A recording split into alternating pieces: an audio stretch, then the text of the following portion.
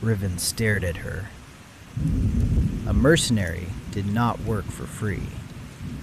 A mercenary survived by choosing battles that paid.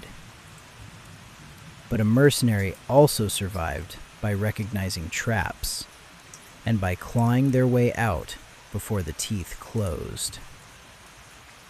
"What does she want with my face?" he asked, voice low. Vera's answer arrived like a whisper from a grave. "A face from a man who has killed many and still lives." The thought sharpened. She collects faces like trophies. Yours would be powerful. Riven felt suddenly exposed, as if his years of violence had become a scent on him, as if the witch could smell battle on his skin. He stood, pacing toward the altar. Where is she? Vera sent him an image rather than pointing. Deep forest, a hill like a sleeping beast, a hollow under roots, a door of woven thorns. The Briar Barrow. Riven let the name sit on his tongue. Briar Barrow. A grave made of thorns. Then why hasn't she come for me yet? He demanded. Why let me walk around? Why not take me now? Vera's thought turned cautious. Because she enjoys choice. A pulse of disgust. She believes that if you offer yourself willingly, it tastes sweeter. She will test you first. She will tempt you. She will frighten you. And when you're desperate, she will offer you a bargain. Riven's eyes narrowed. A bargain. Vera nodded. She will offer to spare you if you give her something else. A companion, a memory, a name, or the village's last resistance. Me. Riven looked at Vera, at her half face, at her steady posture that hid fear behind discipline. He'd seen courage in knights who charged because they were told it was glorious. He'd seen courage in peasants who stood between soldiers and their children with nothing but a rake. This was different. This was courage that had survived hopelessness. "What do you need from me?" he asked. Vera's answer was not immediate. When it came, it was layered with images, like a map drawn in the mind. There is a way to break her curse, but not by steel alone. A flash, a mirror cracked, reflecting 100 faces. Mother Nim binds faces to jars, glass vessels sealed with wax. Each jar holds a stolen identity. Break the jars, and the faces return. But she will defend them. Riven said, "So I go to the barrow, find the jars, smash them. If it were that simple, I would have done it." Vera's thought carried a grim humor. She set guardians, not beasts alone, things made from what she has stolen. Riven's mind filled with a flicker of something faceless but predatory, moving too fast. What kind of guardians? Vera's answer came softly. The Hollow Men. Riven frowned. The villagers? No, worse. The image sharpened, a tall figure wrapped in stitched skin like patchwork, wearing many faces that blinked and smiled independently, their mouths whispering in different voices. A creature made of theft. Riven's stomach clenched. Vera stepped closer, as if the confession cost her and she needed him to understand the price. She makes them from faces that were not paid for willingly. Travelers, lost children, soldiers. A flash of armor in mud. When she takes a face by force, the soul fights. She uses that fight to animate her guardians. Riven's hand flexed unconsciously. "How many?" he asked. Vera's thought hesitated. "Enough." A silence fell. Rain. Stone. The old chapel breathing damp air like an animal.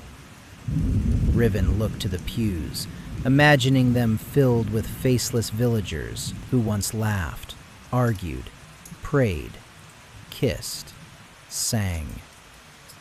He had never been a holy man, but something in him, some stubborn shard that had survived the years, recoiled at the idea of a world where faces could be taken like coin. He asked, "What's your part in this?" Vera's answer came with a sharp clarity. "I can guide you through the village and the forest's false paths. I can sense her magic when it stirs. And..." She hesitated, then sent him an image of a word written in light. A true name. "I know the beginning of her real name." Riven blinked. "Her true name?" Vera nodded. "She is not just Mother Nim. That is a mask, like faces." A cold pulse. "If you speak a witch's true name at the right time, you can bind her, make her vulnerable." Riven exhaled. A plan, then. Steel and names, jars and thorns. And a mercenary caught in a net, bargaining with a half-cursed mind speaker in a chapel with a faceless saint. Riven's mouth twisted slightly. "This is not the sort of job I usually take." Vera's thought was dry. "And yet you are still here." Riven could not argue.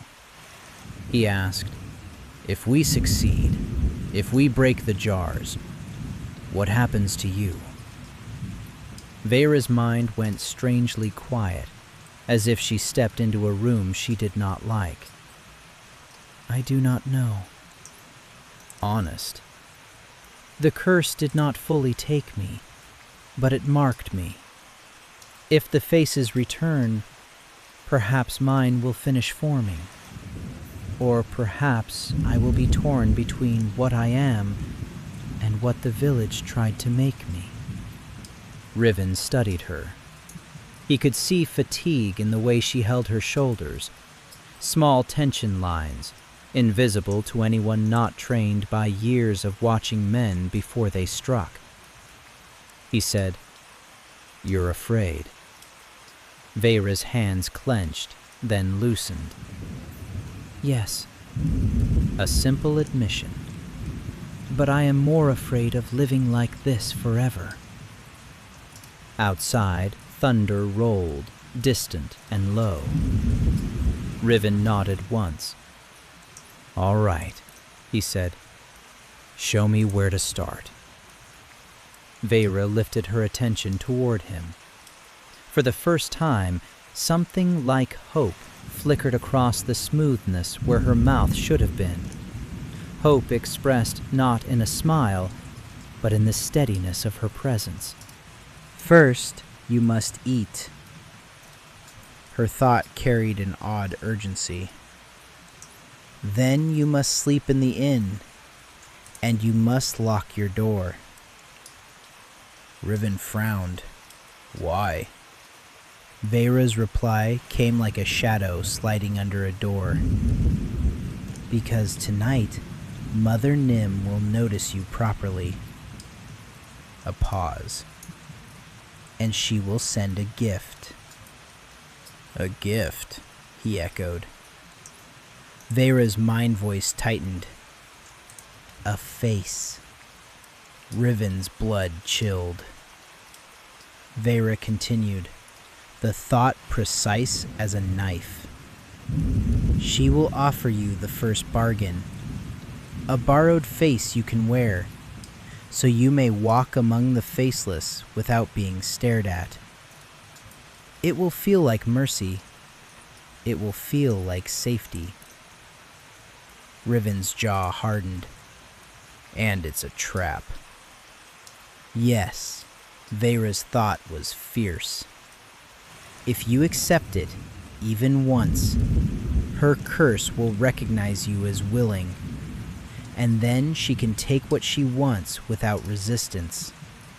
Riven stood still, rainwater dripping from his cloak hem onto the chapel floor. He thought of all the bargains he had taken in his life.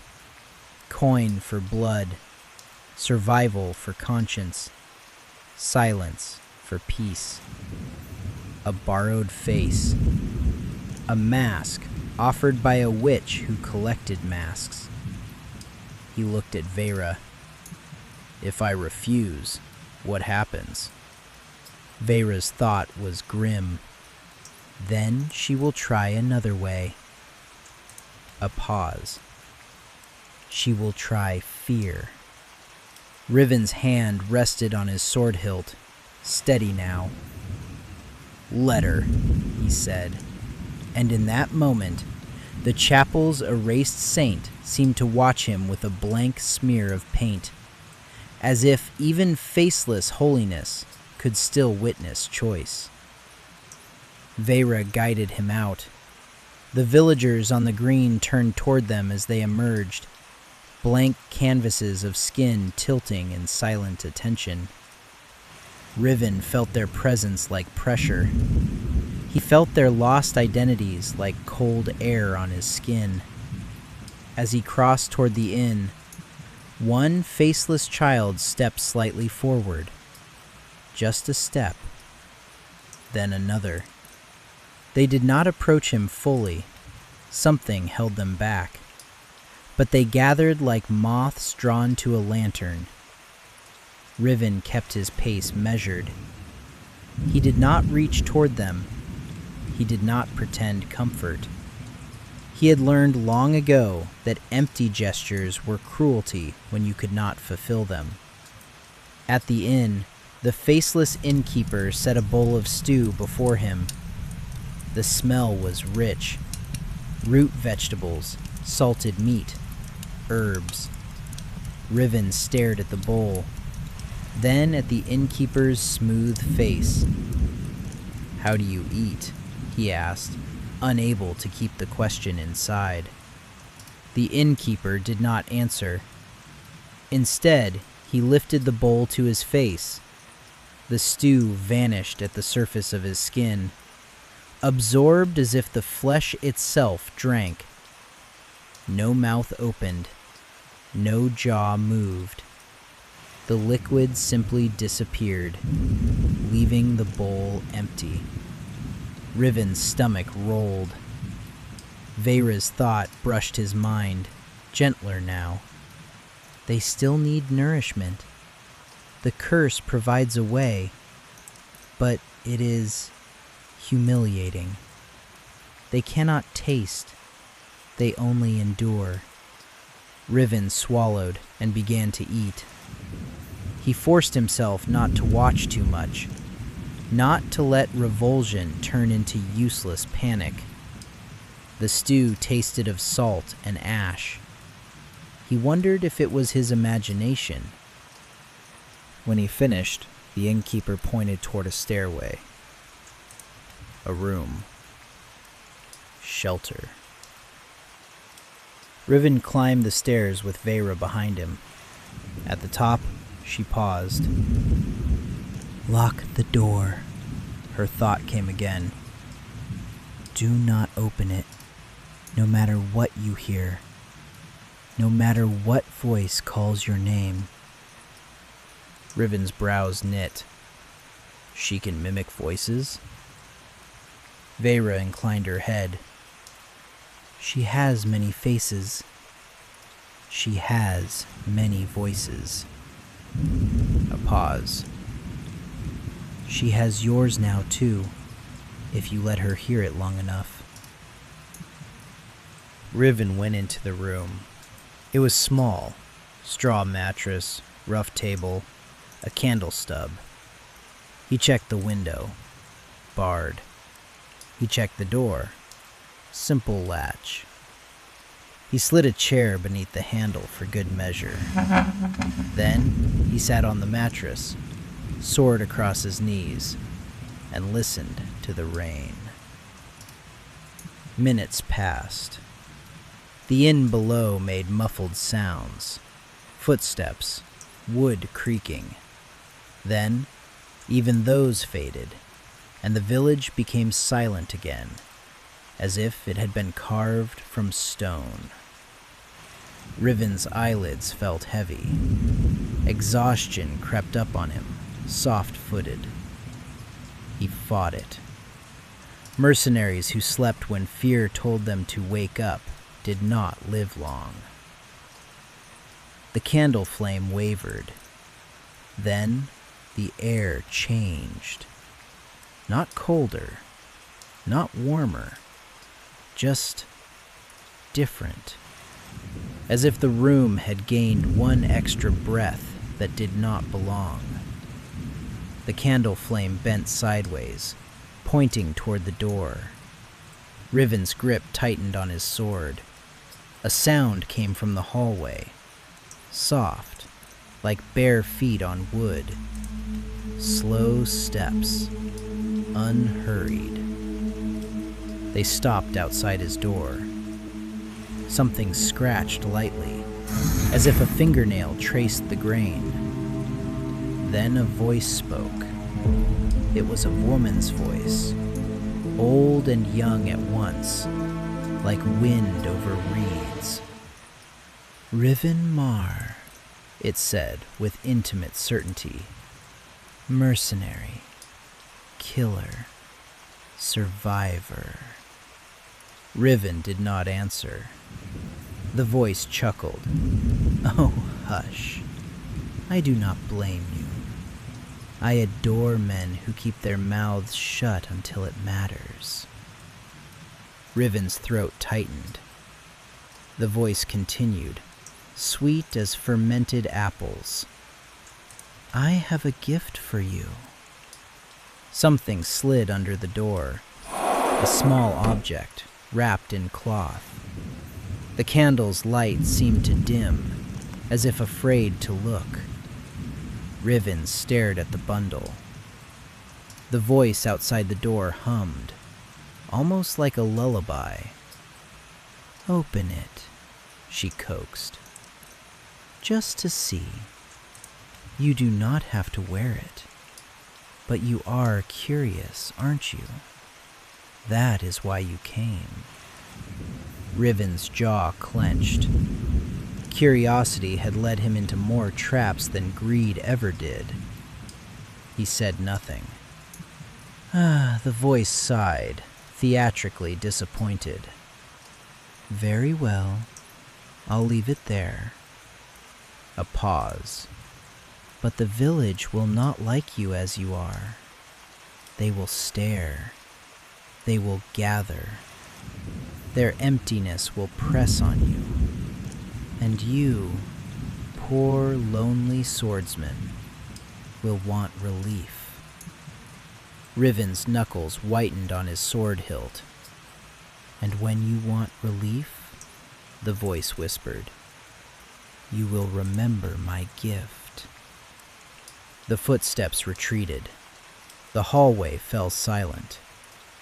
Riven did not move for a long time. Finally, with slow, deliberate care, he stood and approached the door. He did not open it. He lowered himself and peered through the crack between door and floor. The cloth bundle sat there like a sleeping animal. Riven reached the tip of his sword toward it and nudged it closer. careful not to touch it with his hands. The cloth unwrapped slightly, revealing something pale inside. A face. Not flesh on bone, not attached, not bloody. Something more like a thin mask made of waxy skin with delicate features. A woman's cheeks, a man's nose, lips soft as if about to speak, and the eyes.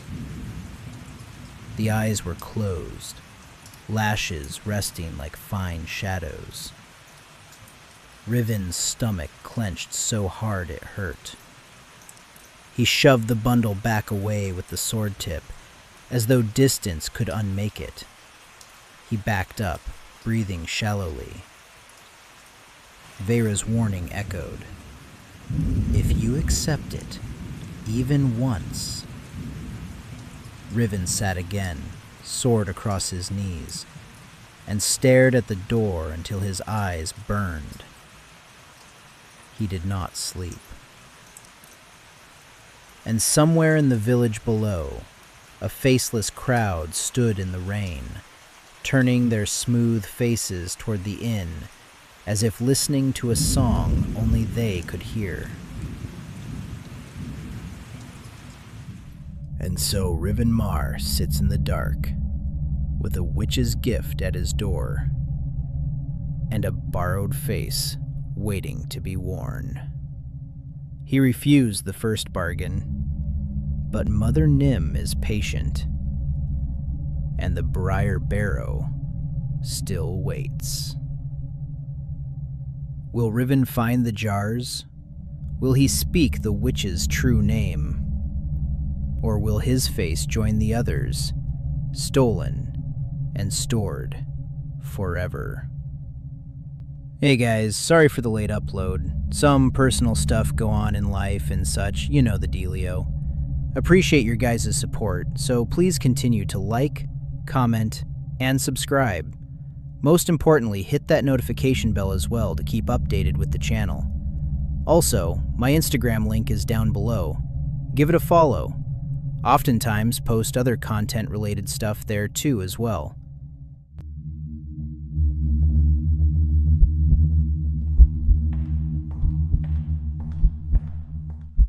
Until next time, stay in the shadows.